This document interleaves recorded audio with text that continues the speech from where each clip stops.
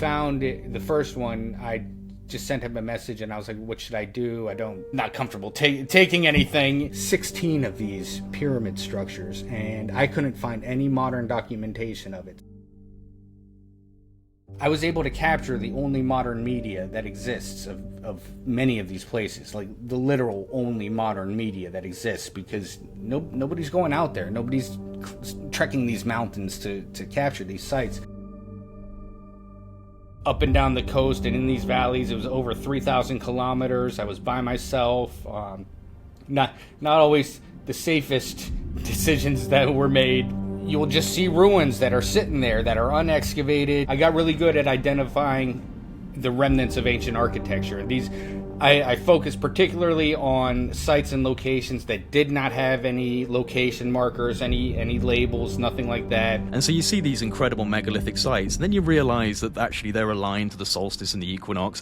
Then you realize they're acoustically tuned. Then you realize that acoustic tuning does actually seem to have subtle influences on the brain and perturbing the brain. And when you get into, quantum biophysics, you could say, okay, well, that's actually exciting the neurological microtubules and creating quantum coherence in your brain. Okay, but did they know that? Probably not, but they achieved it.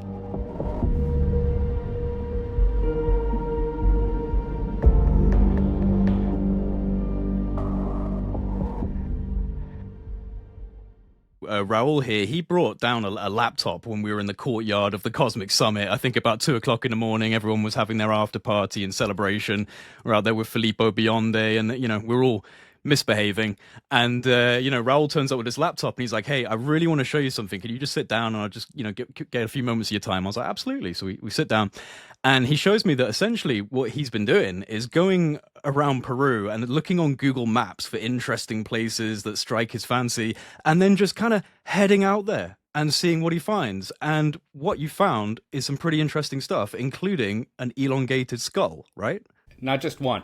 I've found a couple of them buried out in the desert. And I mean, you hit the nail on the head. I mean, this whole thing started just using Google Earth, so it's something that is available and accessible to anyone. I got really good at identifying the remnants of ancient architecture. And I focused particularly on sites and locations that did not have any location markers, any labels, nothing like that. And I was like, I can't find any documentation on these places. So I was out there on the last expedition. I mean, crossing rivers, almost getting stuck in the Okukahe Desert. That was terrifying. I mean, I'm scaling mountains, and then where the skulls were, the Paracas Nazca region, and I would find out after the fact, this is the region where when people go to the museums, these are the places a lot of them are finding the skulls that you now see on display. So let's take it back. How did you start this adventure of kind of jumping from place to place in Peru? What kicked this off for you? I mean, so my mother is Peruvian, and so I was born and raised going to Peru every year and a half or so, and my dad was American, and he was really adventurous. So, I mean, growing up, this is back when there was very little infrastructure in Peru, and so my dad would rent a car, and we'd be driving up in the mountains, and, 6 inches to your right is a several 1,000-foot drop, and it's a one-way path on a mountain, and you got to find a way to pull over when a car's coming the other way. It's terrifying, but that was my dad. And so every time we were down there, we'd at least spend a week or two going out to look at ruins. And I remember my dad pointing out in some of the valleys, like, you see that mound right there? There's structure under that. And I was like, what do you mean? And the thing was, not a lot has been excavated in Peru. I will put that out there. And archaeologists are continuing to find stuff. It's in the news every month. Like, there's a new discovery.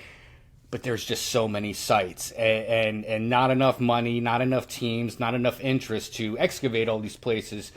So as we're going around, I mean, you'll just see ruins that are sitting there that are unexcavated, and so the main cathartic moment for me was when I was around 10 years old. I was at Machu Picchu, and you weren't regulated to like a little path or anything when 30 years ago. And so I was just wandering around the site. I found this little cave and I went into it and I saw something shiny in the wall and kind of took it out, and it was seashells in Machu Picchu. And I mean, I still have the home video. I'm like, Dad, look at this, the old high 8 videos. And that just blew my mind. I mean, seashells at 8,000 feet. And so, that would fuel the next several decades of just really independent, in-depth ancient history research. I wanted to be an official archaeologist growing up, but, I chose a more independent path. And so that decades of research, I would learn about like the cataclysms that our world has faced, and trade networks and all sorts of things. And then just to fast forward, my channel is in its infancy. It's been about a year and a half, and it started last Christmas before last, where it was the day after Christmas. My family wasn't doing much, and I just looked on Google Earth for ruins around me. I found some known ones, but then I traced the valley further up into the Andes, and I started seeing all these, what I thought was ancient architecture that didn't have any labels. So it's like, you know what, Ma, I told my mom and my sister and my aunt, I'm going to go out for a couple hours. And so I drove out into the mountains. I hiked through these valleys. I met some locals who were living on the property, who were just as friendly as can be, walking me around these sites, and it was ancient architecture. So I was like, all right, 1 for 1. The next day I did it again with a different site. I was 2 for 2. When I came back to the States, I started posting about it, and I kind of developed this methodology that I got really good at identifying these places. So last year I went on a 23 expedition where I went to 90 of these places that were unlabeled. And I mean, I drove up and down the coast and in these valleys. It was over 3,000 kilometers. I was by myself. Not always the safest decisions that were made, but 90 sites, and every single one was the ruins of ancient architecture. Every single. So far to date, it's 100%. When you say ancient architecture, obviously, like when it comes to Peru, there's definitely layers of what we consider ancient architecture, and then the mainstream will attribute essentially all of this to the work of the Inca. When you're finding these places, how many out of this 90 are we talking megalithic, precision carved type of architecture that you get in Peru versus the loose stoned, rough cut Inca work? There were 1 or 2 sites. So on the coast, you're not really finding that type of megalithic architecture. You need to start going up into the Andes. And for the next expedition, I've identified a whole lot of sites that would appear to have, because I'm going into records from the 1930s and the late 1800s of people writing down where these places might be. And so, but typically on the coast, because it was, it's all pre-Inca stuff. It's just, it tends to be the loose stone. It depends what area you're in. It'll either be like the loose small stones with mortar in between, and then there's the adobe structures. But the earliest ones on the coast are carved out of bedrock. And so those are the ones that interest me the most. Those are the ones that, when Tom Dillahay tested Huaca Prieta, that's dating back to, 12,500 years ago, right at the time of the Younger Dryas impact. And so there are other sites, in my estimate, there have to be, if they get redated, that are going to date that far back. And on the coast, my money is on it being the ones that are carved out of the earth itself. Yeah, that's the thing about Peru, right? Is, like I said, you've got this very interesting kind of layer of various architectural styles that seem to be very different in terms of how advanced they are. So obviously you've got this loose, rough cut stone, and a lot of the Inca constructs that are still standing are evidently made from that very simple structure and engineering method. But then you have, like you said, this megalithic carving, and then the ones that are straight out of the bedrock. It's like 3 separate layers. The megalithic, kind of like Sacsayhuaman and Ollantaytambo in these areas, but then there are other versions that are even older by the looks of it, that are just clean cut right into the bedrock, correct? Correct. And I would say the Incas were only around for 150 years ish, you know, Right, and right. so their empire was really built on the empires that preceded them. And so, you know, when you talk to the Quechua or the Aymara people that are down there's this idea of not only interpersonal reciprocity, but this reciprocity with the land. And what you start to notice, especially in Cuzco, is like when you go to Machu Picchu, you'll see the stones and Sacsayhuaman, I mean, any of these places, where they're repurposing the landscape that is already there. And so Yep. it's like there'll be a stone wall attached to a huge boulder, you know, besides the other megalithic stones, but like an actual part of the mountain. And so it's this idea of building along with the earth, along with the landscape. And so, and that is the Incas adopted that, you know. So this was being done prior to that, and like you said, then you'll see a lot of the other stones peppered alongside as filler, things like that. Yeah, and I think one of the other striking examples, I mean, I haven't been out to Peru yet, and I'm hoping to go out next month, actually, around the 13th, because there's an active excavation of Sacsayhuaman taking place, and they're going under the wall, and they're finding that the wall just keeps on going down. They haven't found the bottom yet. Very interesting about how deep down into the earth Sacsayhuaman's foundations actually go, and whether or not, like many of these other ancient places, subterranean passageways and underground elements of the complex which might be revealed. And I was when I was in Malta for the pyramid conference for the Khafra pyramid team. They actually were saying that they were quite interested in joining forces with some of these groups out in Peru to do synthetic aperture radar scans of places like Sacsayhuaman. So I think we're in an interesting area of time where these these new elements of archaeology are starting to come into the forefront, and maybe they could be utilized to show something. But you have incredible scales of like this multi-ton engineering being shown, and then next to it you have, like I said, this very simple Inca stonework. But what I find very interesting about a lot of areas that I've seen in Peru, and this is what I hope to kind of document when I got to Cusco and maybe some other areas, is a lot of the really large precision scale work shows evidence of massive destruction. I mean, Sacsayhuaman's pretty much standing. There are some breakages in that what is clearly anti-earthquake engineering.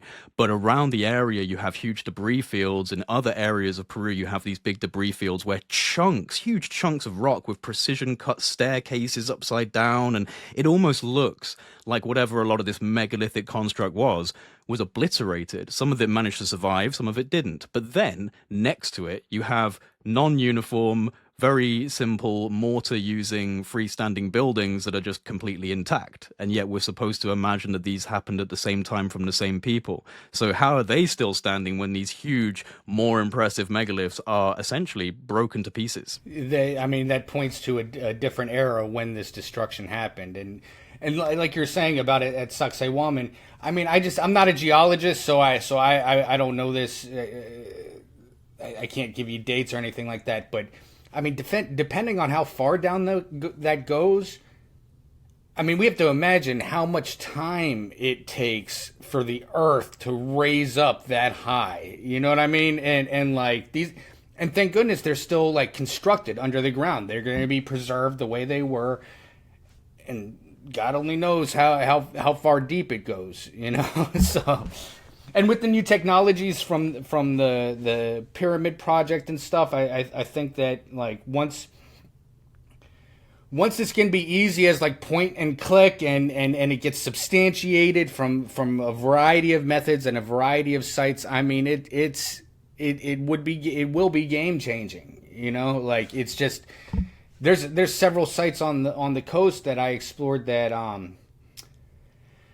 like I know for a fact because I had a local guide that I stumbled across, and he walked me out to the site, and he told me, you know, I think 2 or 3 meters under the ground there is a bedrock carved bench that archaeologists dug up, and they documented it, but they recovered things up, I guess, for preservation. But it's like if that's there, and you typically when archaeologists go to these sites, You get, and what they're doing in Sacsayhuaman right now. You get a test pit, you know, and so you document as much as you can.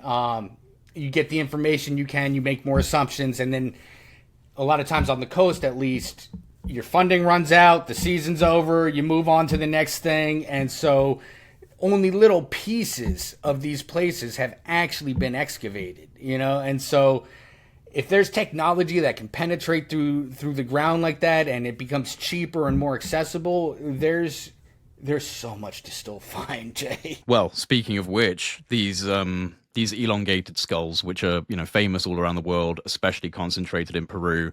There's been a lot of excitement over the Nazca mummies that have been uncovered in this region and are being studied. A lot of skepticism over them. A good friend of mine, Jesse Michaels, went out there recently and did a fantastic documentary on the research and the scientific studies of those very strange tridactyl beings that have been preserved in it's like dioritic earth or something like that. They're not actually mummified. They've been preserved in that very interesting variant of earth.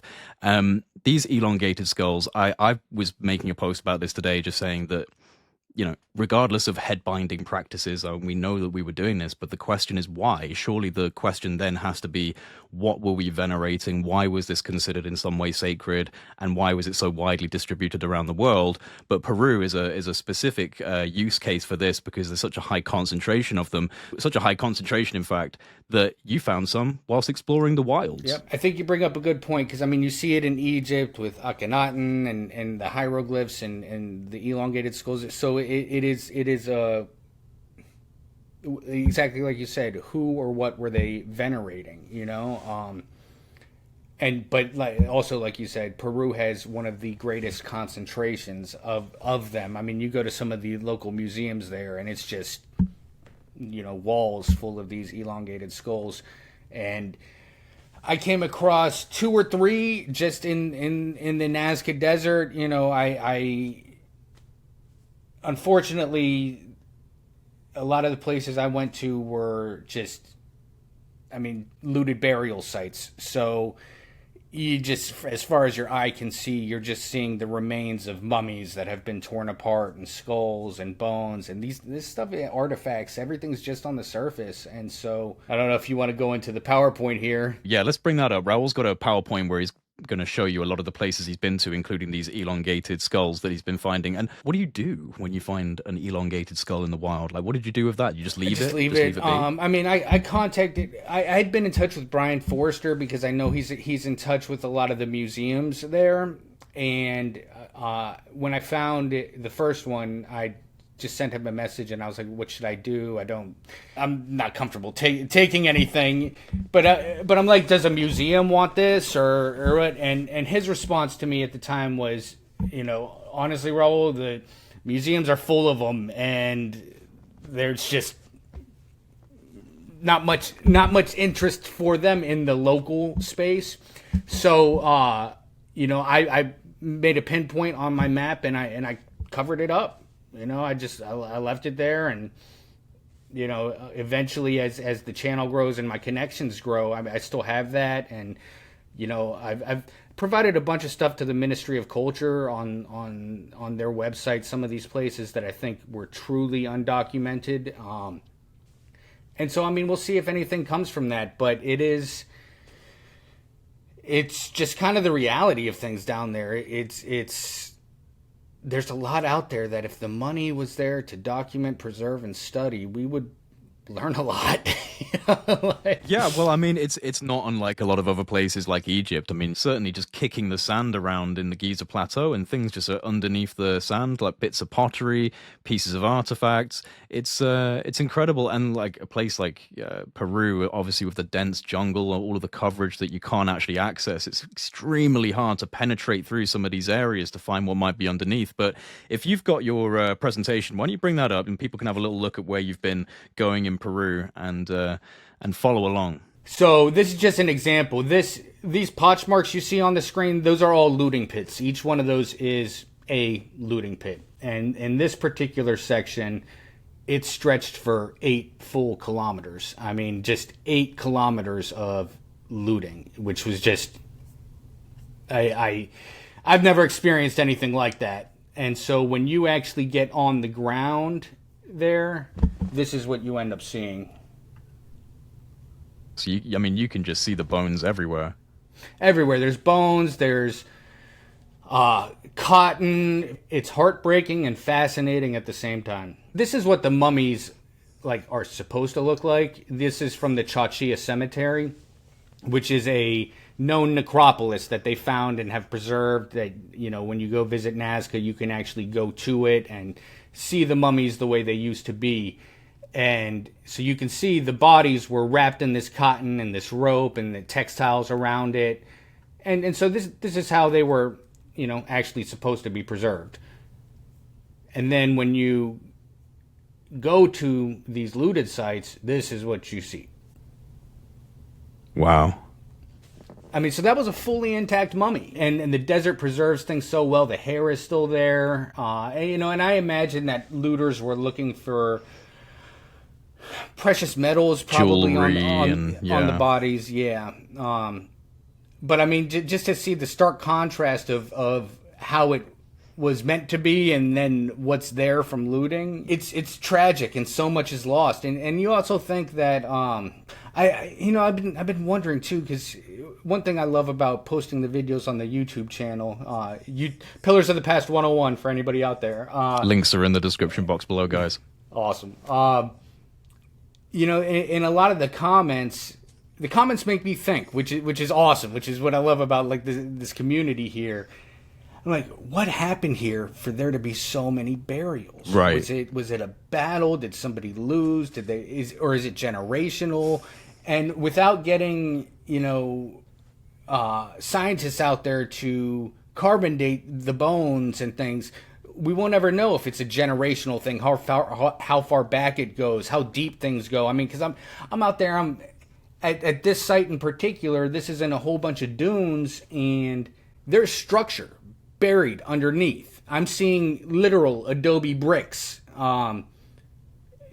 creating chambers going into the earth, and I Lord only knows how deep it goes. Yeah, that's the thing, because I mean, at least from face value, looking at the site as it is right now, you can't see any tangible markers of it being an important burial or memorial site. There's nothing signal. It just looks like a mass grave.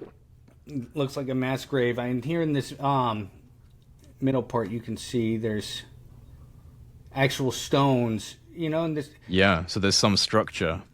There's 100% structure, and actually, so what you end up finding, where my cursor is right now, that's thatch, and so that thatch comes from the reeds that grow in the closer to the riverbed in the valley, and so these cultures would take that thatch and put adobe mud in between them, use it for walls. Particularly, they used it for roofs a lot, and this is what I was finding a lot of this, where it looked like the roof of structures was broken into by these looters. And so if that's the roof, you can only assume it goes at least 6 feet or so down into the ground. Right. And there's no excavations happening. It's just unfortunate. And was it in this area that you found some of these elongated skulls? Yes. Here is the first one. So was this actually already in this little crater as it was found? So I thought it was a piece of pottery initially, and so like the white you see was fully exposed and sun baked, and so when I go to these sites, my whole thing is document, not disturb. That's can you zoom in a little bit? Yeah. Nice.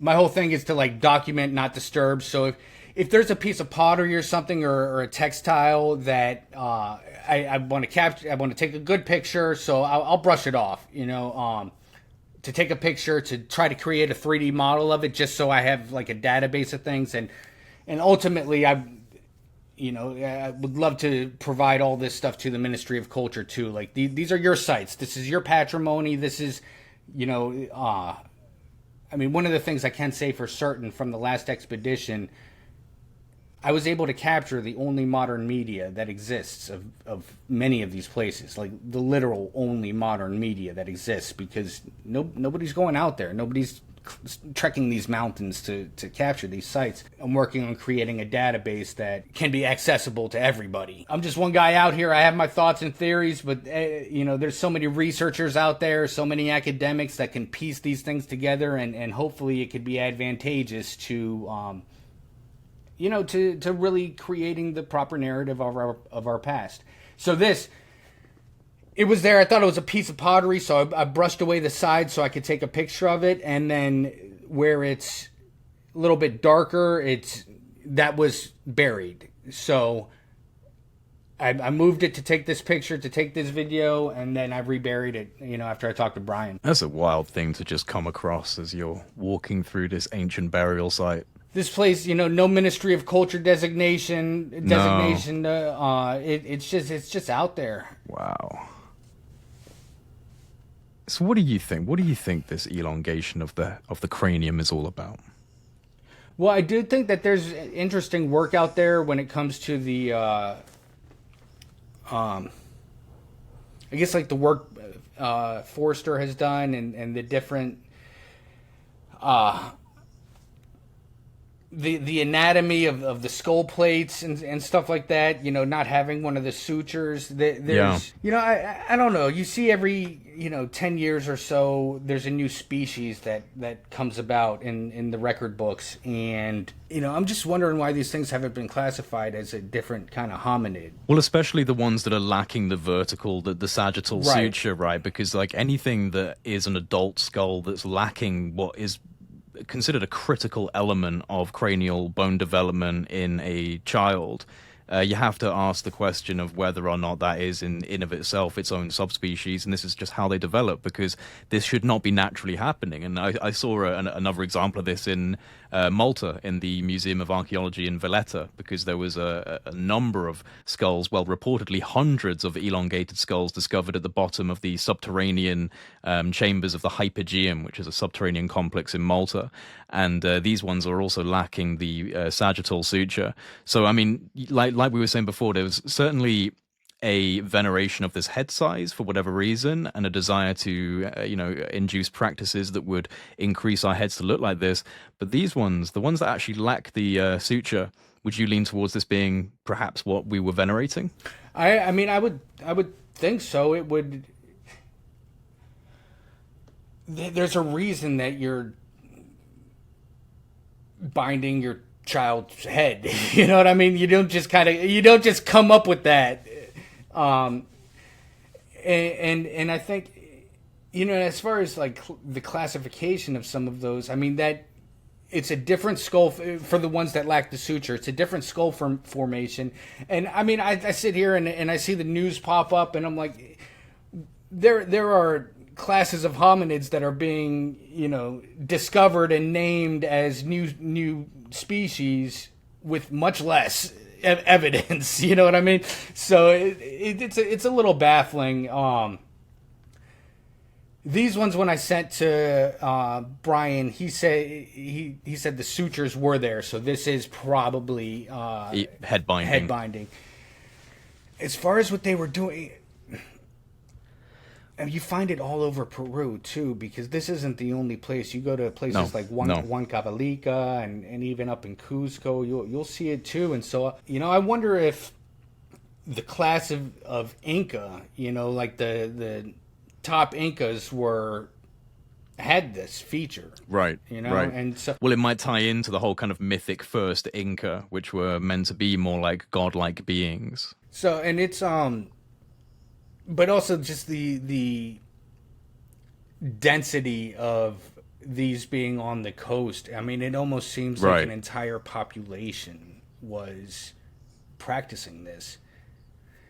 So, and as far as the Nazca mummies go, I'm waiting for, I'm abstaining for the time being, waiting for more research to. It's fascinating. It's absolutely fascinating. Did you check out out Jesse's video? I did. Yeah. Great video, and I love how he presented it. And like the authenticity of some of the people who are like working on it, like the people studying it. I found, and I think I posted this in response on X somewhere. I found a bunch of.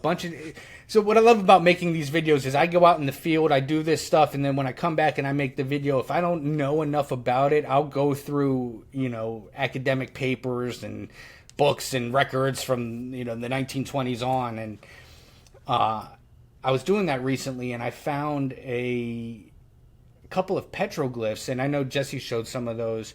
A couple of petroglyphs from vastly different regions in Peru that have the three fingers. You know, he showed the tapestries and the textiles and some of the petroglyphs.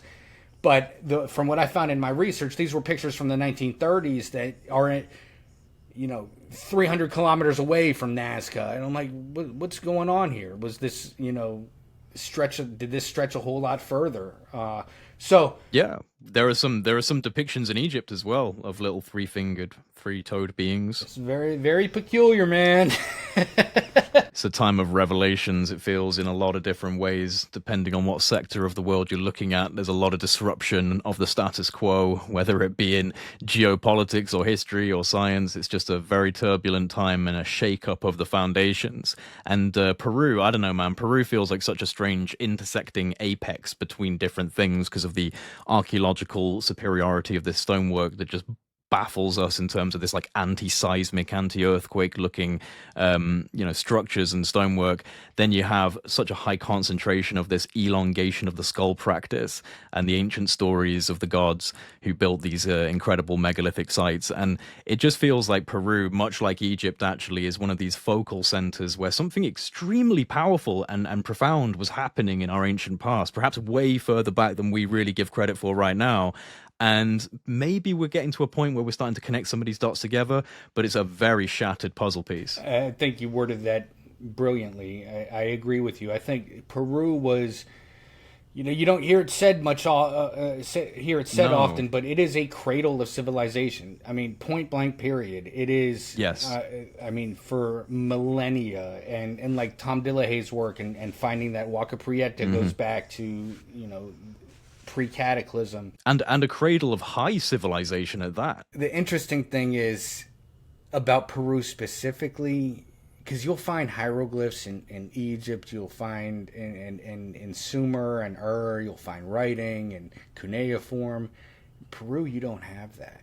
And that's, Harvard is currently doing study like the quipus. There's records in the old Spanish chronicles that when they would take some of the natives over to Spain and have them in the court, the quipu camayeks, the ones who could read the quipus, they were literally reading stories from these knots tied, and so, but unfortunately, I think there's only between 500 and, I looked this up, I might be butchering this, but like between 500 and 1,500 quipus left in the entire world because the Spanish ordered the burning of all of them and the killing of anybody who could read them.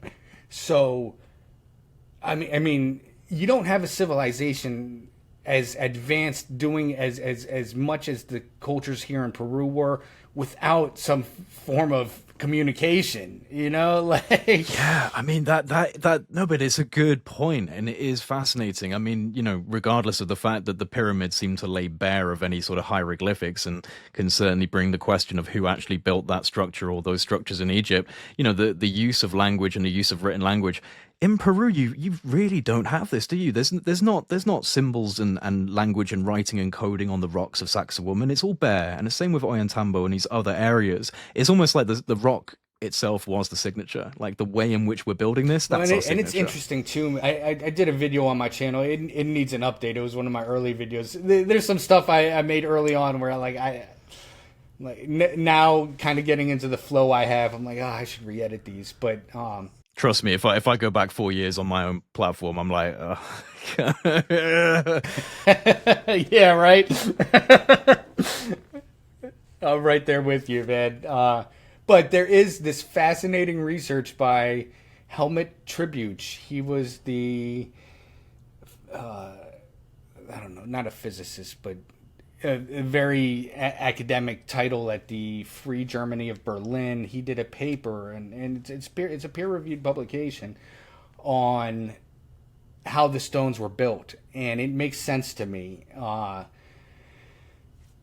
So the Incas and even the pre-Inca, like when you're mining, right, and they were mining for resources, you end up, this is the theory, I'm repeating it, but there's an academic paper out there. I'll send it to you. You can link it in the description if you want.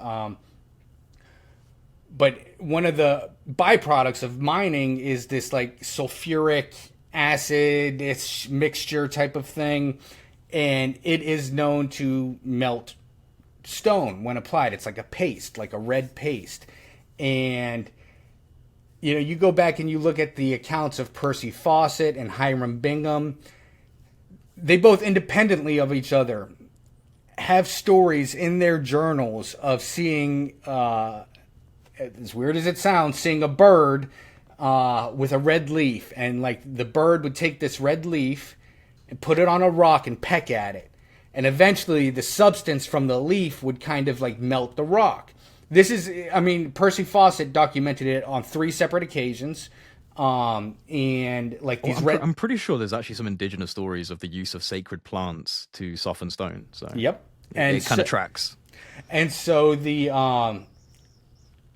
what this guy, Helmut Tribute, his research did is he goes through all those, you know, Spanish Chronicle accounts and indigenous accounts.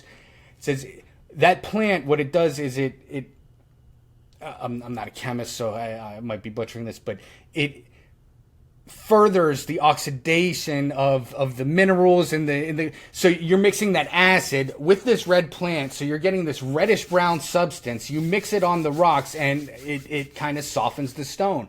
And when you go to Sacsayhuaman, when you go to Cusco and you look in, and people have done this, I mean, it's all over the internet, if you look in between the seams of these stones, you see this reddish hue, you know, like there was some paste to it. And I mean, it makes sense to me.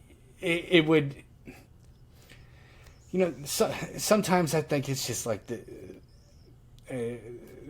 easiest, most visible solution that even a child, when they go and look at things, can oftentimes be the most accurate. Like it looks like they just press those things together like marshmallows, you know? So yeah.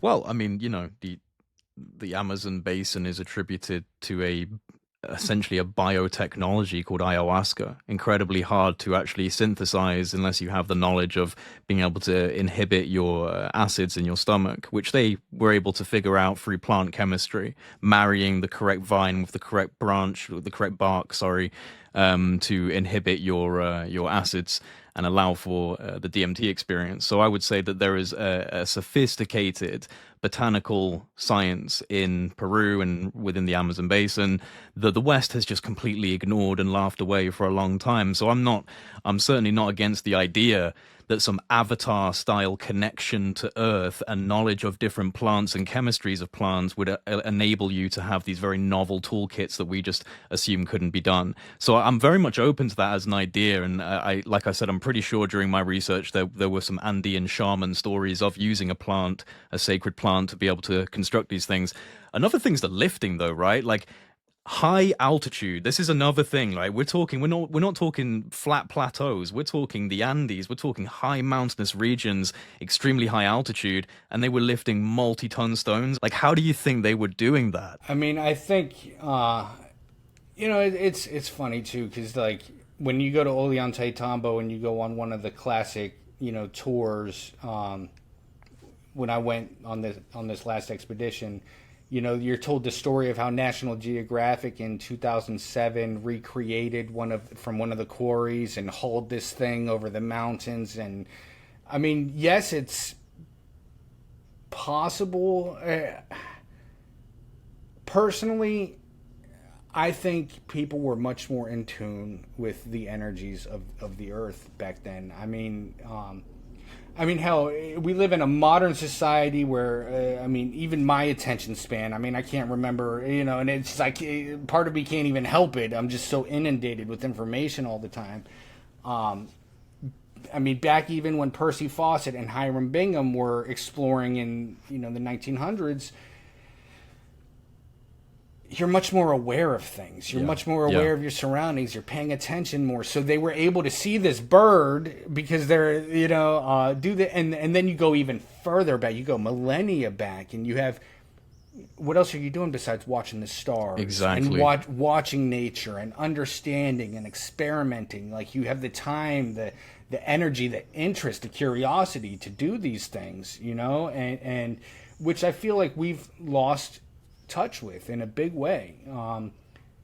And so I've always been pulled towards, like Native American ceremonies and these shamanic ceremonies that really kind of try to put you back in touch with these earth energies. And I mean, hell, even Tesla, was using the magnetics of the earth, and these are things we've lost touch with in this consumer technological age. It kind of feels like we had a choice at some point to go in one direction or a different direction, and we chose this gas energy burning, profit making pathway, and there was this completely alternative one that I believe the ancients were much more in touch with, and we have just lost our connection to it.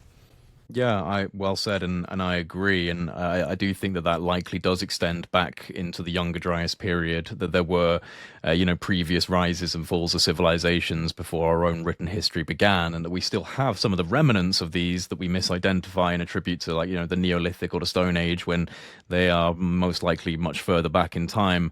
And I wonder, man, like, because I agree with you, it seems like there was a much more holistic connection to the earth, not just in a hunter-gatherer survival with one and nature way, but actually quite a profound and almost borderline technological way of understanding the energetic lines that go through the planet, the connection points that will align with astronomy and the phases of certain cycles in our solar system. This is all stuff that's incorporated into a lot of these prehistoric megalithic multi-ton stone building sites. And another thing that I find very interesting that's also a global signature is acoustic engineering and the deliberate engineering of these places for acoustic resonance and vibration, which, like you said with Nikola Tesla, if you want to understand the secrets of the universe, think in terms of resonance, vibration, and energy.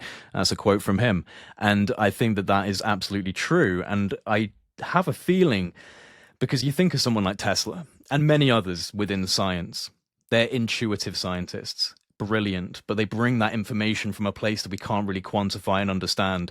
And a lot of the time we laugh at those people, and then 100 years later we venerate them for being the best of their field, right? And I think that if you're dealing with a culture or a people that is so intuitive, so purely connected to the planetary energies, to the cosmic energies, to the flow and ebb of reality, intuitive information is going to start flowing through you in ways that is quite counter or contradictory, I should say, not counter, contradictory to what we would understand. And so you see these incredible megalithic sites, and then you realize that actually they're aligned to the solstice and the equinox. Then you realize they're acoustically tuned. Then you realize that acoustic tuning does actually seem to have subtle influences on the brain and perturbing the brain. And when you get into, quantum biophysics, you could say, okay, well, that's actually exciting the neurological microtubules and creating quantum coherence in your brain. Okay, but did they know that? Probably not, but they achieved it. They achieved it. And that's the point, is that intuition beats empiricism to the door. It might not have the evidence for it, but it beats it. And it needs to be cultivated. I mean, I think, I literally, on the last expedition, so I'm going to these places, and when you go, man, especially to some of these sacred sites. And what's awesome is, like, I found myself pausing often because I was there on a mission to document things, and so I got the GoPro on my head and I'm all excited, but I was like, take a moment to just be here, and that's when I would have, like, just these intuitive, just walk this way, go that way, go look over there, and that's, and I would find things. But when you go to these sites, it's, people talk about it all the time. It's not just the majesty of these places. There is a literal resonant frequency that is, beyond our senses that you just experience at these places, and sometimes you don't. It's better when you're not looking for it and you just get hit with it. There are. I remember when I was a kid, we went to this place called Markawasi, which is really high up in the mountains, and that's where a lot of the native. Peru is also weirdly like a hot spot for UFO activity, and I mean, so much so that when you drive down the Pan American Highway and you see all these stands with ice cream, it's called Omni ice cream. And Omni is UFO in Spanish. But it's also pretty widely accepted as just like it's a thing, right? It just Whereas happens. in the West, it's kind of like, oh, we don't believe in this, but you go to South America and other areas, like, of course it's real, of course it's real. 1 out of 3 people have had right. an experience. I personally haven't had any. Like I'm like, please show me something. You know what I mean? When I go down there, but yes, it is part of the culture, and so. This place, Markawasi, that we went to, it's the energy is different, man. You feel lighter, and there's these weird stone formations, and like something different happens with the energy, and then you go to Pumapunku, and you see people taking a compass to some of these stones, and it's making the compass go wild. They were onto something that we have lost touch with. Yeah, I mean, Pumapunku is such a great example. I did a little video covering that in my latest video just on megalithic structures around the world that seem to be attributed to giants by the ancients, and Pumapunku is another one. And, this is just such a incredible site, and also one that seems to be vastly unexcavated. They've done a tiny bit of excavation and just gone, yeah, that's it, it's done now, we don't need to look any further. And it's like, this place is incredible. The H blocks, these precision carved H blocks that seem to fit together like jigsaw pieces. I don't think we have any clue what was really being done over at Pumapunku. No, and I think that it's funny. I made a little Instagram reel on this.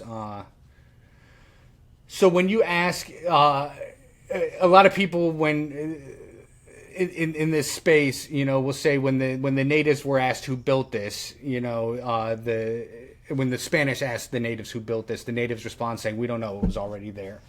Well, that actually comes from Cieza de Leon's book, and that's when he asked the natives in Tiwanaku who built this, and they said, we don't know, it was here. And when he asked the natives in Cusco who built this, they said, we built it in imitation of Tiwanaku. So I'm wondering, how deep does the stuff at Tiwanaku go? Right. Because if and there's a part of me that's like, all right, the Inca, taking credit for such, we built this in imitation of these guys, it's very possible that was already there too, and they just added their stuff. But well, I struggle with the toolkit that's attributed to the Inca versus the stonework that's being done, right? Yeah, I mean that.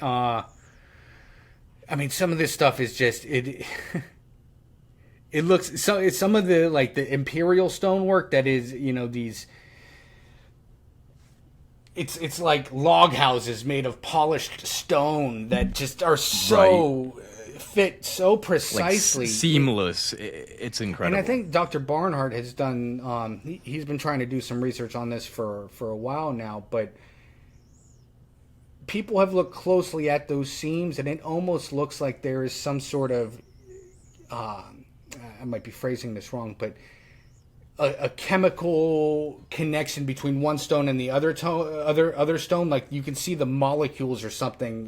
There are hundreds of lost cities in the Amazon that just so many and of stone, not just like the earthworks that they're finding. And you're going to find the stone closer to as the Andes start going down into the Amazon basin. Yeah. But that's where the Inca fled when the Spanish were, raising hell in Cusco. They documented, some of the ruling class went, and that's where they thought that some of them were going to Paititi and these other lost cities. They went on certain paths into the jungles that the Spanish couldn't follow. They were clearly going somewhere. And so there's going to be places that are found in our lifetime. And one thing I'm excited about just for visiting Cusco is the fact that you've got so much of this megalithic architecture just kind of incorporated into the city itself, right? So there's so many areas of Cusco walking around this more modernized city where you'll just see half of the building is made out of this incredible precision work from the ancient times. You say that too because kind of think that's what the Incas were doing too, and we just did it with the Inca stuff. Exactly. if you want evidence that we do this kind of shit, just look what we did to the Inca and the previous work with the modern stuff, and that's exactly what they were doing with this megalithic work, 100%.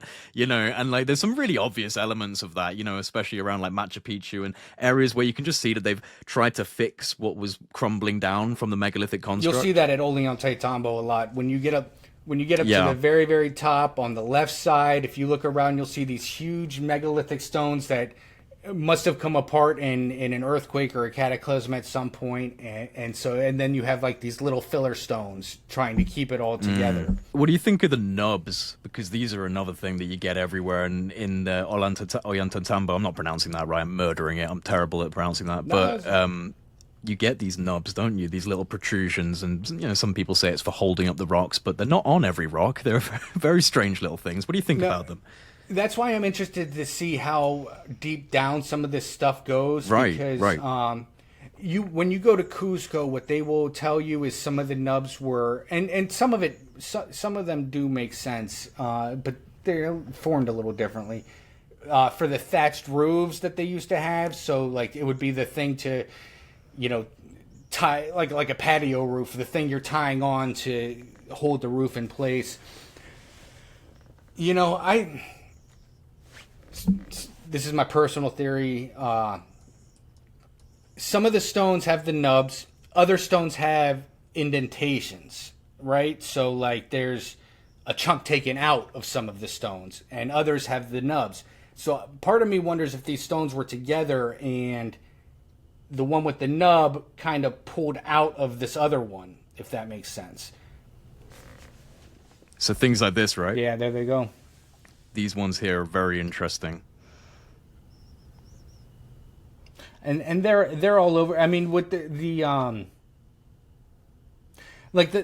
modern explanation of them is the ones that have the indentations were used to hold, you know, sticks so they could lift the stones and put them in place. It's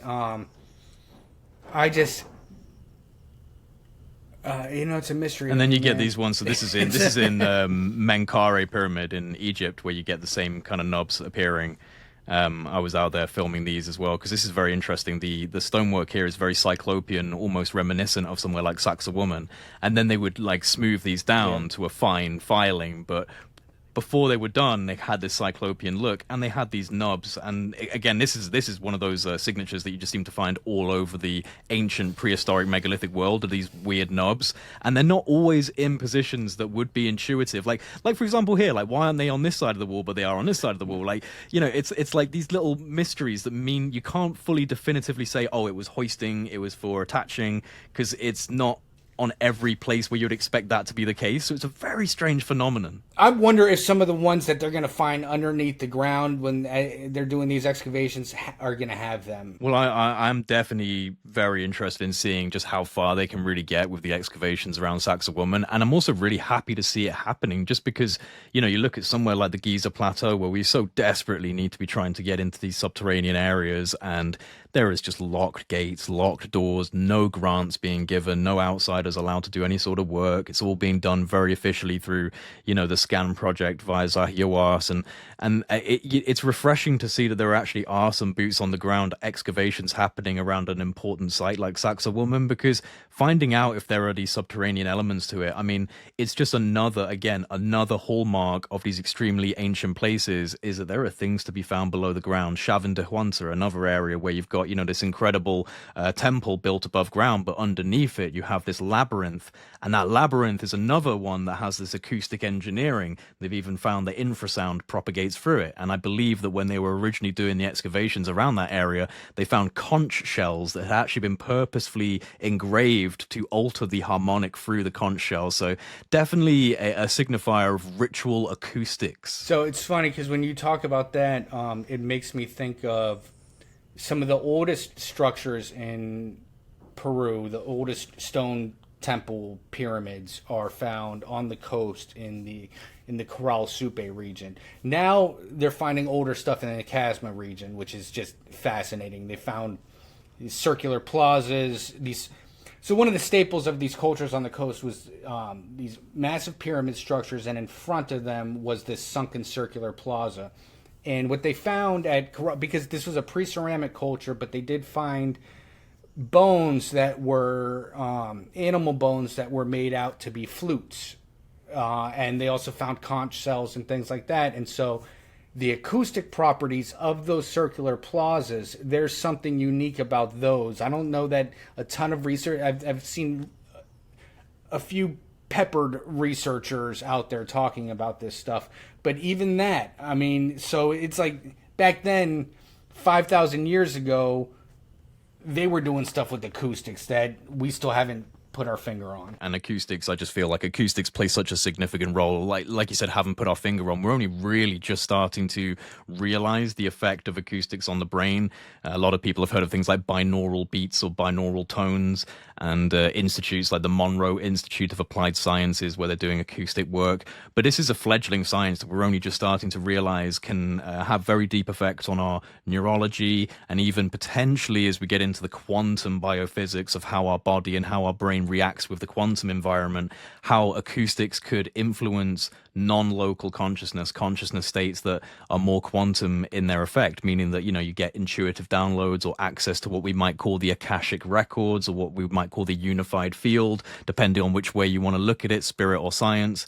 They are the same thing. And I think that the archaic mysticism is going to end up being, weirdly enough, proven through frontier science. The deeper we get down into this quantum world, the spookier it gets, the more mystical, the more supernatural the feelings are. And I mean, you know, it was Albert Einstein that called it spooky action at a distance, this idea that quantum particles can be affected from one point of time to the other. You know, you change the spin of an electron and its pair electron will change even if it's on the other side of the universe. So there's something to be said about this, and I think acoustics ties very deeply in. And I'm sure you've heard of cymatics, like the geometries of acoustics, right? So, you know, this is another fascinating thing that you just see once you start looking at what kind of geometries are produced by sending fundamental frequencies through a sand plate, and you see the sand start to reorganize into these geometric structures. Once you start looking at all of the various examples of that, and then you go into a temple or a church or a cathedral, and you see the exact same geometries, not just in the architecture itself, but in the motifs, in the glass, in the designs. It is a sacred language of sound and science that has been put into our theological architecture almost quietly. You won't know unless you really know. But once you know, you look at these areas and you realize that it's actually about acoustic induction into the spiritual realm. I think that's what it's about. Whatever you might consider the spiritual realm to be, acoustics and the propagation of it in a sound chamber with a whole group of people chanting together, it changes the brain. And I think, dude, you go on Groupon nowadays or something, and you see discounts for, you know, sound baths, and, you know, so it is right, and right, where people will exactly. sit and you know, the sound bowls and things like that. I mean, we are organic spiritual beings, so the fact that we wouldn't be affected by these things. I mean, I haven't been to Egypt, but in some of these like chambers in Peru, when you talk and the echo and the reverberations that happen, you feel it. You know what I mean? You feel it in your body. And so to think that there is not some sort of physio spiritual connection, I think you're right. I think that as things progress, we're coming to this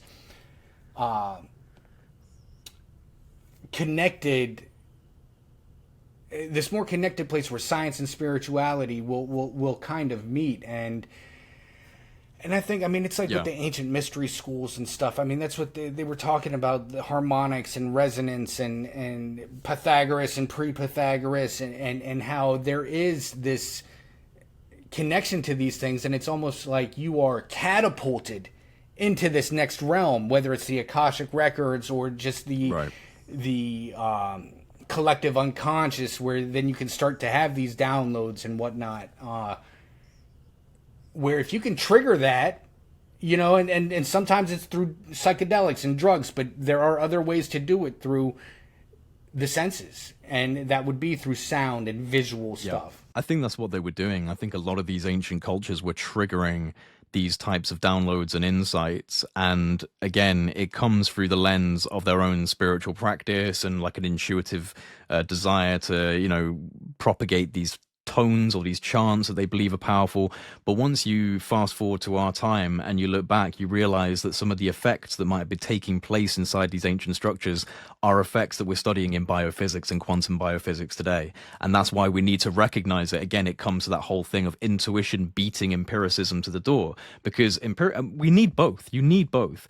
But empiricism requires you to chip away at the bedrock of reality, observe the environment, what I can see, what I can think, what I can feel, and start to slowly take it apart. And that's what science does. And it's great.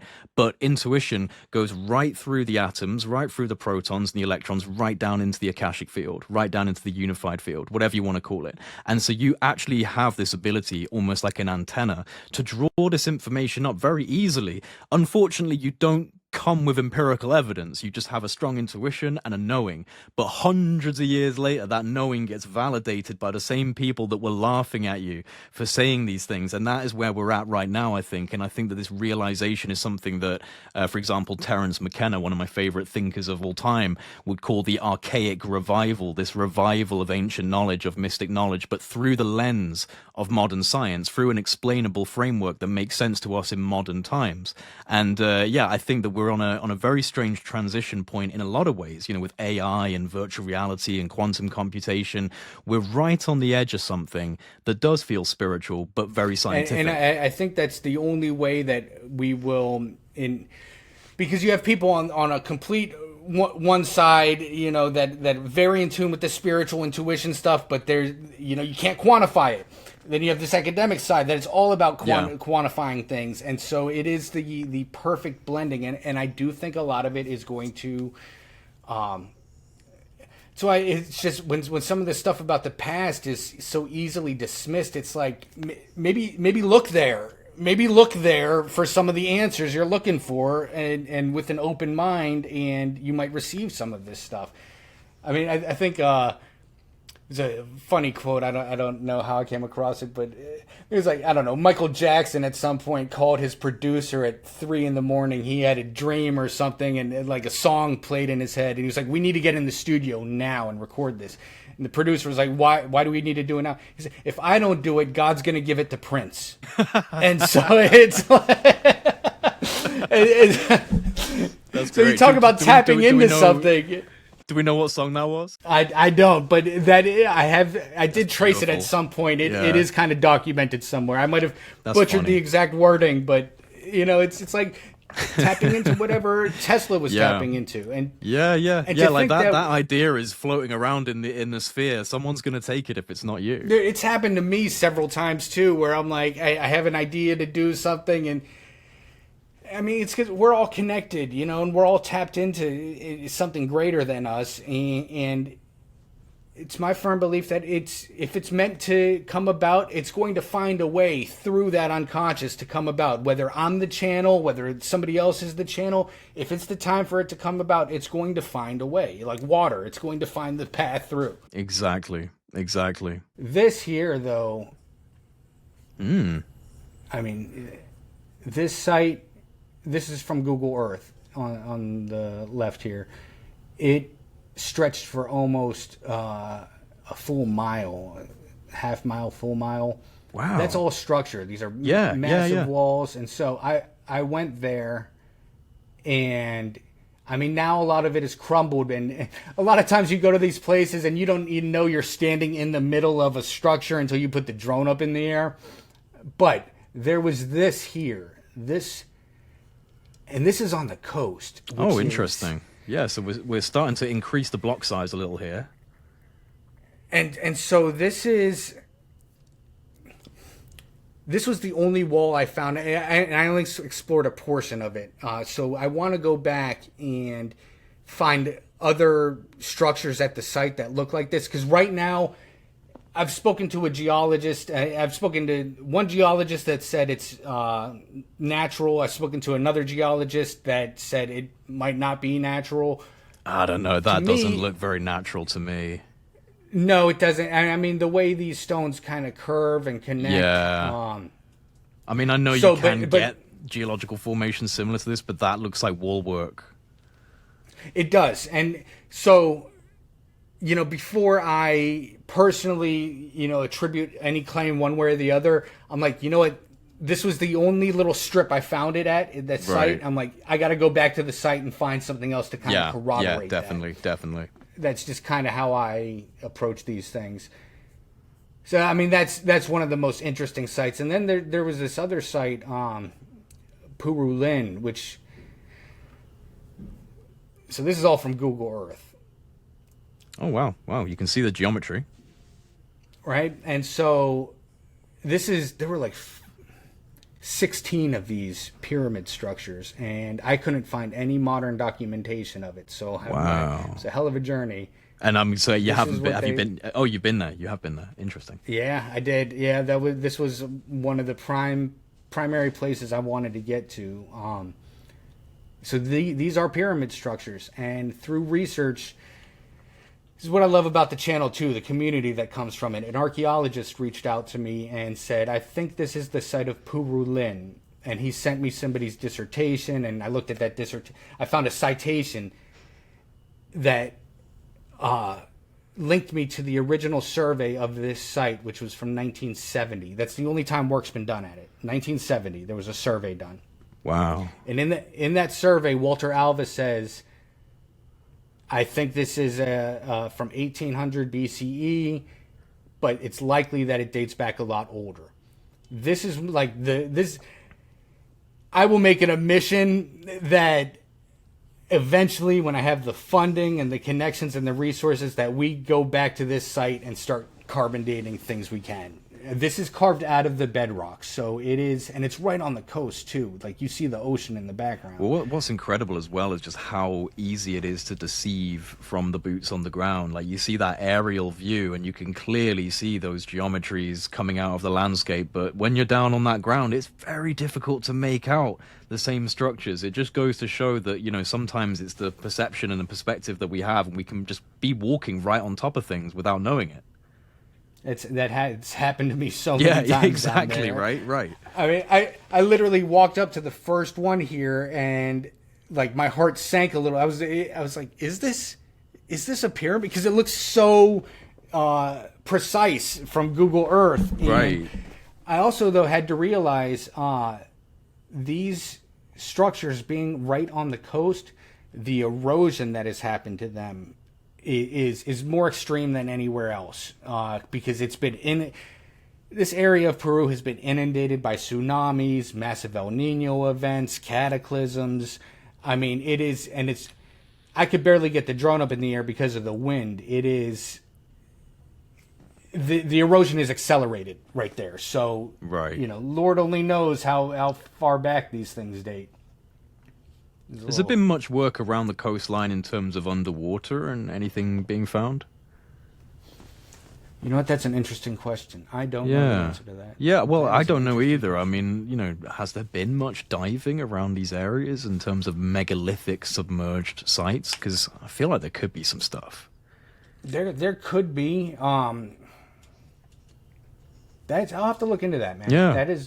That's an interesting Never know, thing right? to bring Never up. know. Yeah, no, definitely not. I mean, it's worth this was a cradle of civilization. This is one of the drone shots of this. I mean, that's a pyramid. Okay, yeah, that you can see that a lot more clearly from the air. It's incredible how the perception changes. Well, and so the reason I knew these had to be pyramid structures is because you see they're all oriented facing. Yeah. And so most of these early cultures were building structures facing northeast, so to align on the June solstice when the sun rises, and every single thing built at this site was built facing that direction. So I was like, this is ancient architecture. Yeah. Wow. So I mean, that's how far out into the sticks is this in terms of civilization and like getting out to these places? Walter Alva is the archaeologist who did the initial survey, and he said it's a place he always wanted to get back to. It's just hard to get to. Yeah, it looks it. It looks it. Gradient doesn't look fun. But I'll tell you what, man. We talked about like the intuition stuff. I've been hesitant to say things like this just because it is more of an intuitive feeling and just more of a personal experience. It could be, I always want to leave room that my mind is making things up. But when you go to these places, when I went to this place in particular, as I'm walking there, that hour and 45 minutes it took to, the whole journey is on YouTube. I was like, I feel like this was a pilgrimage site. I feel like this was a place of veneration that people would come to. And it's just a feeling I had walking these paths, feeling like this is the paths that the ancient people used to walk. And because you don't really find... And also, I think there was some stuff in the survey that kind of verified that idea.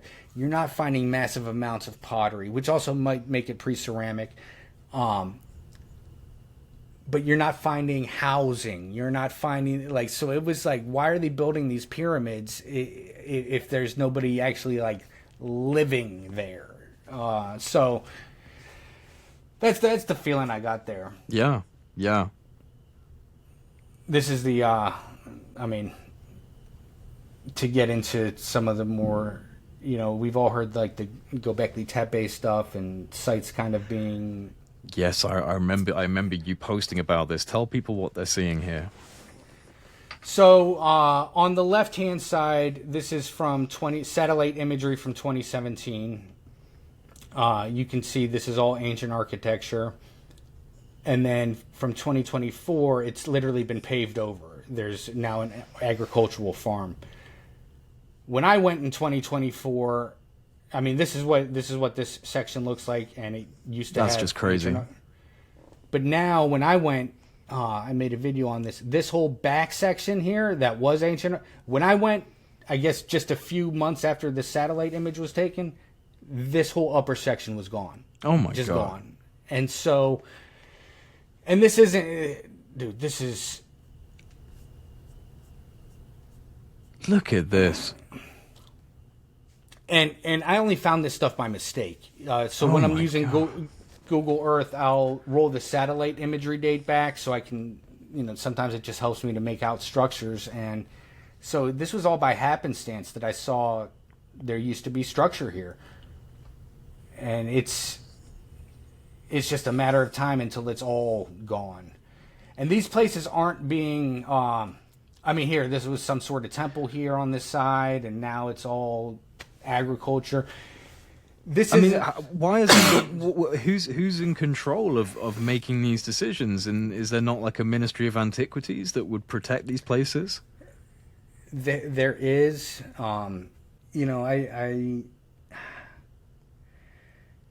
This isn't so a couple of things. This isn't local farming. This isn't like just... which my heart would go out to if it was like the local indigenous population. Like this is right, just trying to survive and trying to get by. But this is corporate, and the unfortunate thing is, at these sites there was no Ministry of Culture designation. The Ministry of Culture is in Lima, and they're doing a lot of archaeological work. But there are just it's. I personally think they could be doing a whole hell of a lot better. But there's just so many sites that to send people out to them, to keep tabs on them. And I had this idea in one of my earlier videos earlier this year, like, why don't you pay a local to keep an eye on things? And when he or she sees bulldozers coming in, make a call to the Ministry of Culture. That was a novel idea, but the reality is these corporations... things can get very violent very quickly in Peru, and so... Well, there's a lot of cartel presence. And the cartel have their hands in so much down there, man. And so it's like these land mafias that literally... I made videos on this. One of Peru's most prominent archaeologists, Ruth Shady, was shot in the chest by land traffickers who were actively trying to take over the lands by corral. Like the earliest...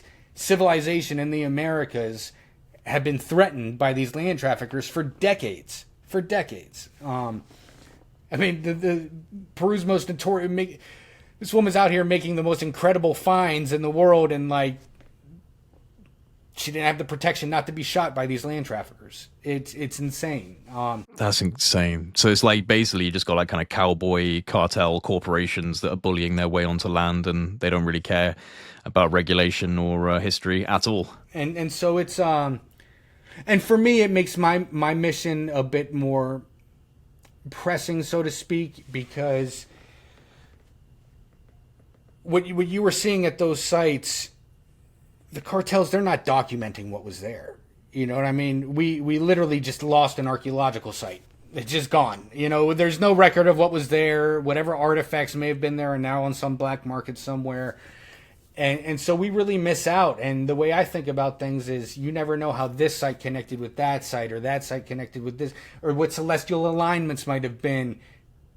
And now the site's not even there. If we didn't even know it was there, we're missing out on all this potential information. So my personal goal is to do the hard work and make it out to these sites, document what's there, create these 3D models, put them on a map for future generations so these connections don't get lost. You know, and I don't want to be all like call to action type of stuff, but like time is of the essence. It's just happening within the past 2 years. These sites are no longer there, you know? Absolutely. And that's an applaudable mission, you know, trying to get out to these areas and actually preserve it for future generations and to try and understand it. Because at the end of the day, if you don't do that, this is just going to happen again and again and again. And we'll be much worse off for it. If you believe in this work and find value in it, consider helping to support the next expedition, because every little bit helps. Well, not many people are out there trying to do that kind of stuff. And, you know, when you come across someone who's actually got, you know, the energy and the drive to do very difficult things, actually go out to these wild areas of Peru and document it, it's admirable, and people want to see it. And, you know, I know that my audience is going to definitely appreciate the kind of work you're doing. So I'll definitely recommend everyone, please go over to Pillars of the Past and click on that link, give them a subscribe. If you can, sign up for Patreon, because we both need that support. This is how we fund expeditions, is how we get out to these places. You know, I think Raul's working as a one-man band, just like myself. So at the end of the day, it's you guys that support us and actually help us get out to these places so we can do the documenting and the work. So it's greatly appreciated. Do you want to hear a really weird UFO story from Peru? Yeah, absolutely.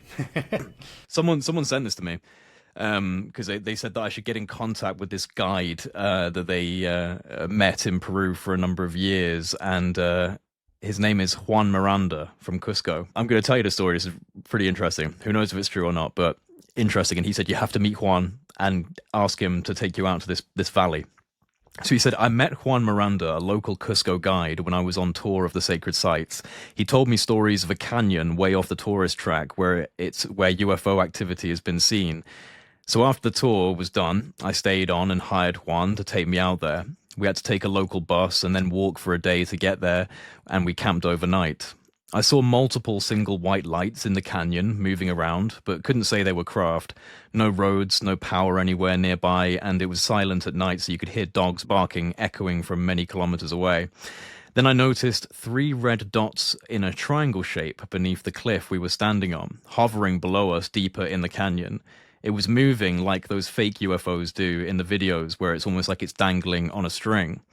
Then the big kicker was another white light that seemed to have a spotlight come out of it and scan the ground on the other side of the canyon. There was no noticeable audio, so it couldn't have been any conventional vehicle that I know of. The locals freaked out and took off back to the camp. Juan stayed, as he's used to it, and I did as well. Starting to get nervous, I forced myself to sit down so I didn't run and miss out finding what happened next. Then the spotlight seemed to point directly at where we were sitting at a distance to communicate it was aware of us watching it. Then the spotlight switched off and the craft moved back behind the mountain opposite us, and I saw what I can only describe as a portal-like glow and flash as it moved out of our direct line of sight and apparently portaled away. Juan told me he's seen metallic craft fly past within 20 meters of him on that cliff, has also seen them fly into the mountain, and he believes they have a base there somehow.